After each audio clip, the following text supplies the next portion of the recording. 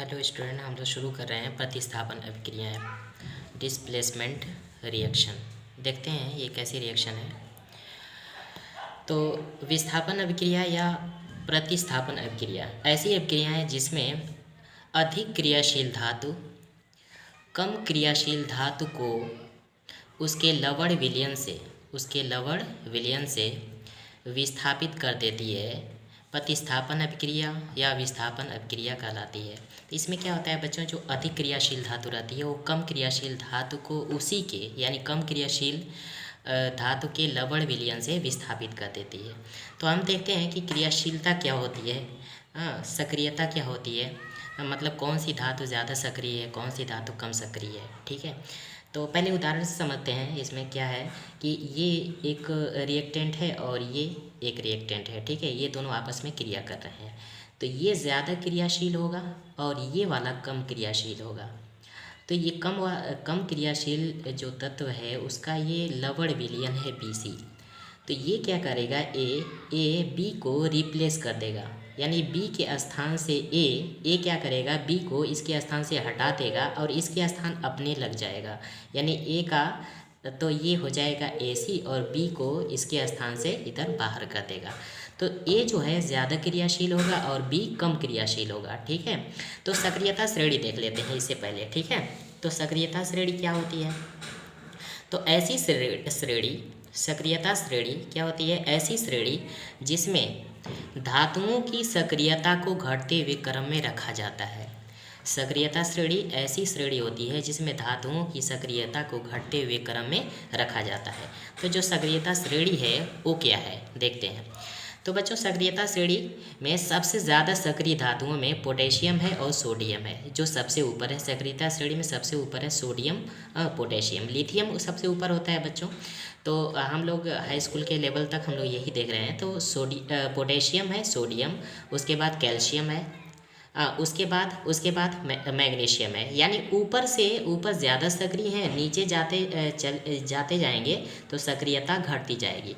यानी पोटेशियम सबसे ज़्यादा सक्रिय होगा, उसके बाद सोडियम, उसके बाद कैल्शियम, उसके बाद मैग्नीशियम, एल्युमिनियम, जिंक, Fe बोले तो आयरन है, Pb बोले तो लेड है, शीशा है, और फिर हाइड्रोजन।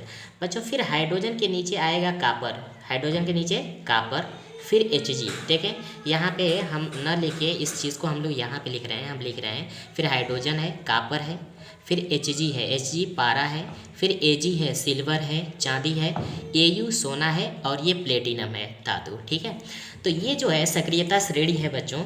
तो इसको याद करने का तरीका क्या है, हम लिख रखे हैं यहाँ पे, केदारनाथ का माली आलू ज़रा फीका पकाता है, और फिर हाई कोर्ट है आपका। तो ऐसे हम लोग इसको याद करते हैं। केदारनाथ का माली आलू ज़रा फीका पकाता है, हाई कोर्ट है आपका। तो केदार से के हो गया, नाथ से Na हो गया, के का से Ca हो गया। तो इस तरह से हम आप लोग याद रख सकते हैं। ठीक है, तो जो प्लेटिनम है बच्चों सबसे कम सक्रिय है, ये कम सक्रिय धातु है, कम सक्रिय। यानी ये सोना Au सोना और ये प्लेटिनम दोनों कम सक्रिय धातु हैं। और ज़्यादा सक्रिय धातुओं की बात करें तो ये हैं सोडियम और पोटेशियम बच्चों, ये मोस्ट रिएक्टिव यानी ज़्यादा सक्रिय हैं, बहुत ज़्यादा ये सक्रिय हैं धातु हैं। ठीक है, तो होता क्या है बच्चों, विस्थापन अभिक्रिया में क्या होता है कि ज़्यादा सक्रिय धातु कम सक्रिय धातु को उसके लवण विलयन से विस्थापित कर देगी, उसके स्थान से हटा देगी उसको, और वहाँ पे अपने लग जाएगी। तो देखते हैं बच्चों यहाँ पे कुछ उदाहरण। ठीक है, एग्जाम्पल देखते हैं। 1 मिनट बच्चों, यहाँ पे कैमरा।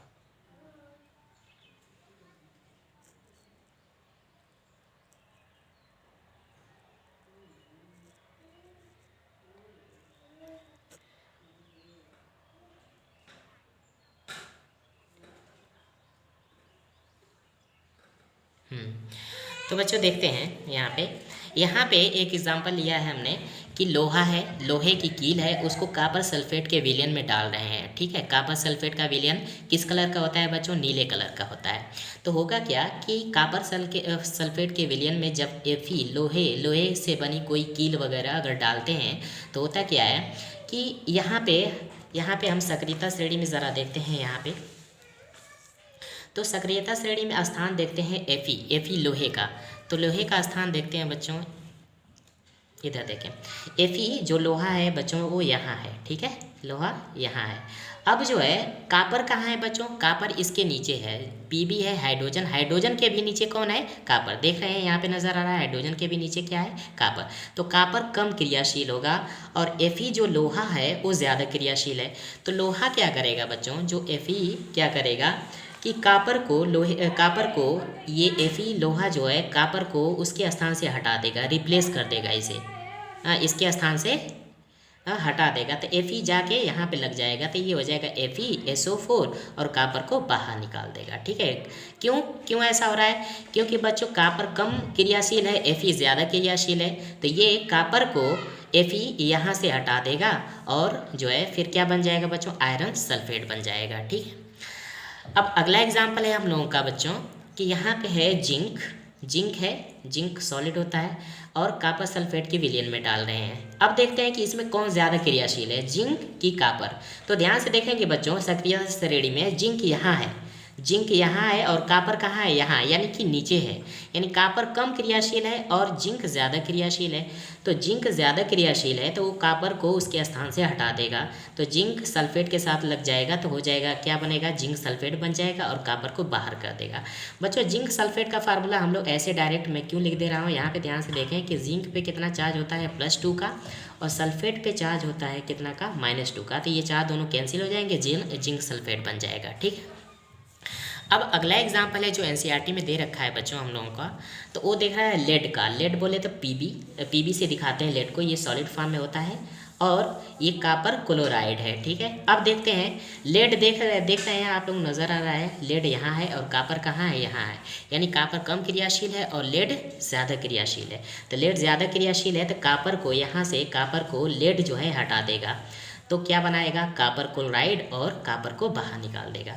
अब बच्चों ये फार्मूला कापर क्लोराइड का ऐसा क्यों है, क्योंकि Pb पे +2 चार्ज होता है, Cl पे माइनस चार्ज होता है। तो ये इसका जो चार्ज होता है वो यहाँ रखते हैं और इसका चार्ज यहाँ पे रखते हैं, इसका इधर गुणा कर देते हैं, इसका उधर गुणा कर देते हैं, जो 9th क्लास में आप लोग पढ़े होंगे, ठीक है।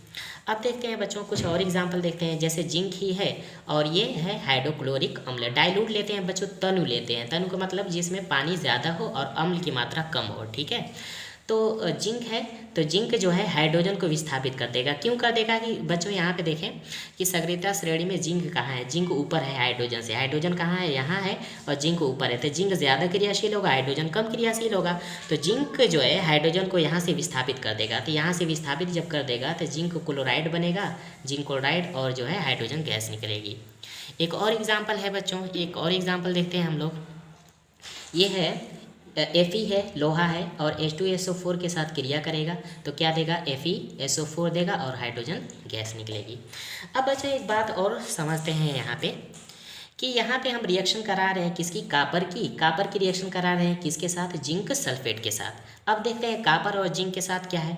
कापर कहाँ है, कापर है यहाँ, ठीक है, यानी हाइड्रोजन से भी नीचे है। यानी कि यहाँ पे अगर लिखें यहाँ पे, तो यहाँ पे कापर हो जाएगा, यहाँ पे क्या हो जाएगा बच्चों, कापर हो जाएगा, फिर यहाँ पे Hg वगैरह हो जाएगा, इससे नीचे जाएगा, ठीक है। तो कापर यहाँ है और जिंक कहाँ है, जिंक यहाँ है, ठीक है। तो इसका मतलब क्या है कि कापर बच्चों कम क्रियाशील है और जिंक ज़्यादा क्रियाशील है, यानी कापर कम क्रियाशील है। यहाँ पे देखें कापर बच्चों, कापर क्या है, कापर कम क्रियाशील है और जिंक ज़्यादा क्रियाशील है। तो कापर जिंक को हटा पाएगा, नहीं हटा पाएगा। तो कापर जिंक को नहीं हटा पाएगा क्योंकि कापर कम क्रियाशील है और जिंक ज़्यादा क्रियाशील है।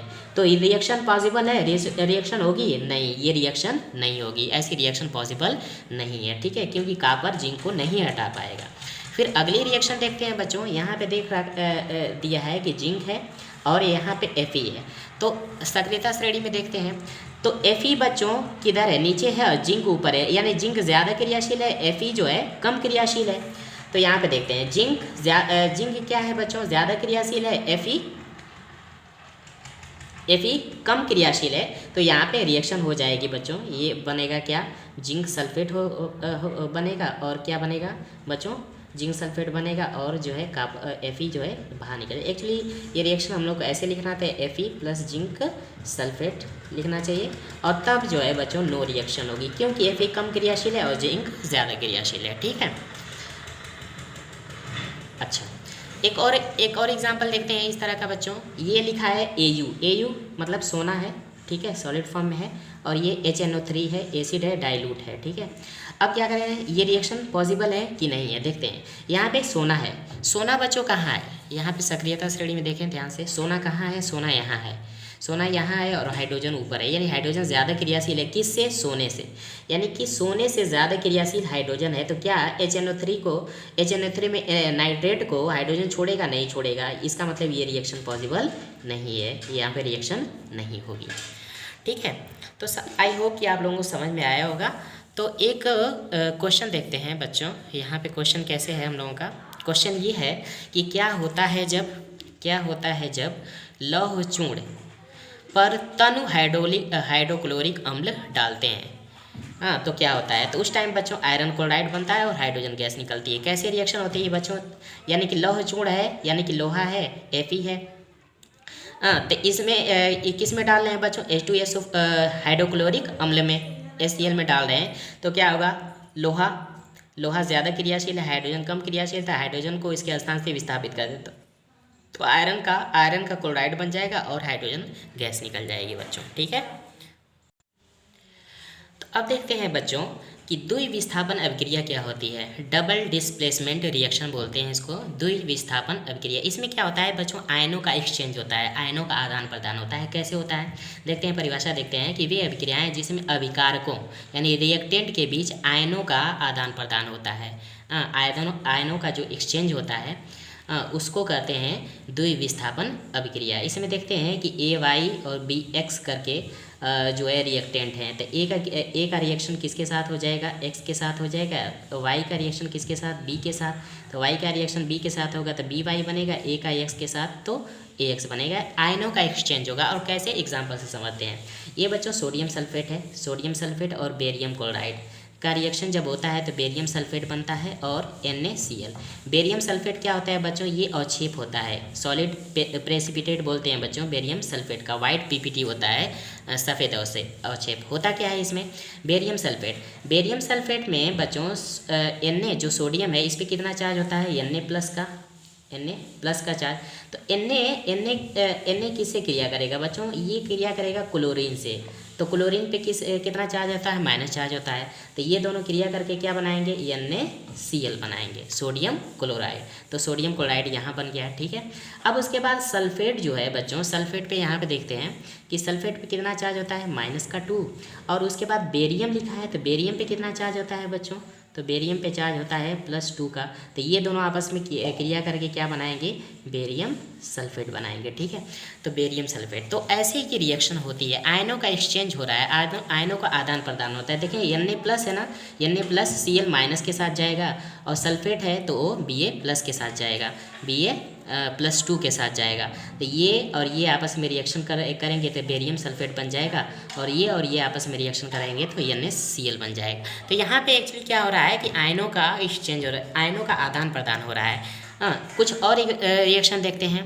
तो यहाँ पे है बच्चों बेरियम क्लोराइड और मैग्नीशियम सल्फेट। तो बेरियम पे कितना चार्ज होता है बच्चों, बेरियम पे चार्ज होता है +2 का, तो ये किससे क्रिया करेगा, सल्फेट से, तो सल्फेट पे चार्ज -2 का, तो ये दोनों आपस में क्रिया करके तो ये बनाएंगे क्या, बेरियम सल्फेट बनाएंगे।